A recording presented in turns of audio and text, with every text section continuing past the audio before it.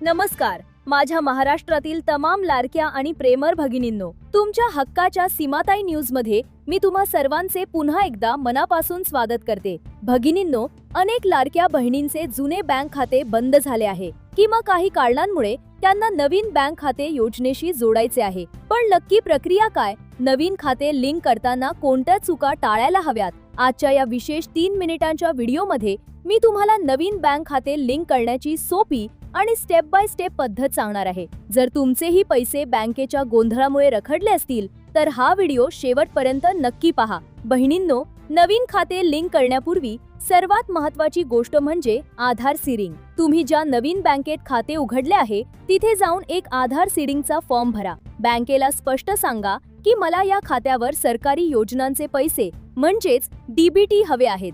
जोपर्यंत बँक तुमच्या आधारला त्या खात्याशी लिंक करत नाही तोपर्यंत सरकारला तुमचे नवीन खाते दिसणार नाही. हे काम बँक स्तरावर होणे अत्यंत गरजेचे आहे. एकदा बँकेचे काम झाले की तुम्हाला नारी शक्ती दूत ॲप किंवा माझी लाडकी बहीण पोर्टलवर जाऊन माहिती अपडेट करावी लागेल. तुमच्या नोंदणीकृत मोबाईल नंबरने लॉग इन करा आणि एडिट ॲप्लिकेशन या पर्यायावर जा. तिथे तुमच्या नवीन बँकेचे नाव, अचूक अकाउंट नंबर आणि IFSC कोड भरा. लक्षात ठेवा, तुमच्या नवीन बँक पासबुकच्या पहिल्या पानावरील माहिती आणि पोर्टलवर भरलेली माहिती सारखीच असायला हवी. माहिती भरून झाल्यावर OTP टाकून अर्ज सबमिट करा. बहिणींनो, खाते बदलताना 2 गोष्टींची काळजी घ्या. पहिली म्हणजे नवीन खाते फक्त तुमच्याच नावावर असावे, कोणासोबतही जॉईंट अकाउंट नसावे. आणि दुसरी महत्त्वाची गोष्ट म्हणजे जोपर्यंत नवीन खात्यात पहिला हप्ता जमा होत नाही तोपर्यंत तुमचे जुने खाते पूर्णपणे बंद करू नका.